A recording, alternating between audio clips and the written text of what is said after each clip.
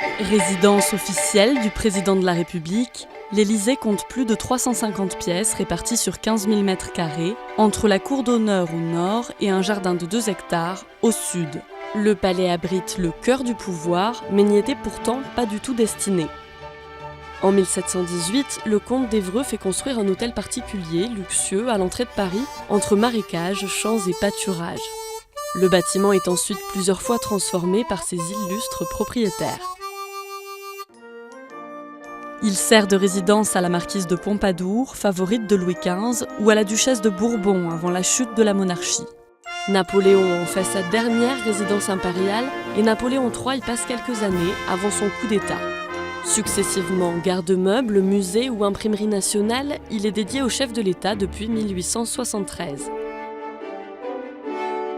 Le président travaille dans le Salon Doré, au centre du premier étage. Le général de Gaulle fut le premier à y installer son bureau.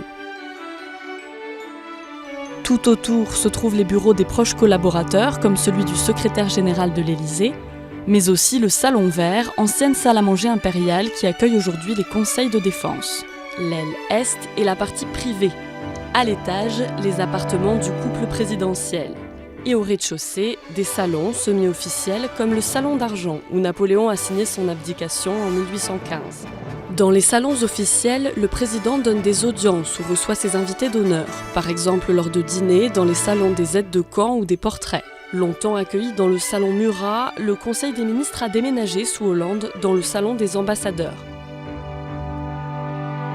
Les réceptions, cérémonies et conférences de presse ont lieu dans la salle des fêtes.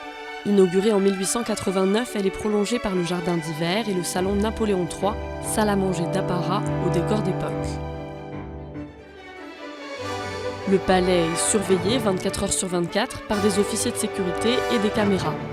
Depuis 1978, les sous-sols abritent le poste de commandement Jupiter, une pièce impénétrable d'où le président peut déclencher le feu nucléaire.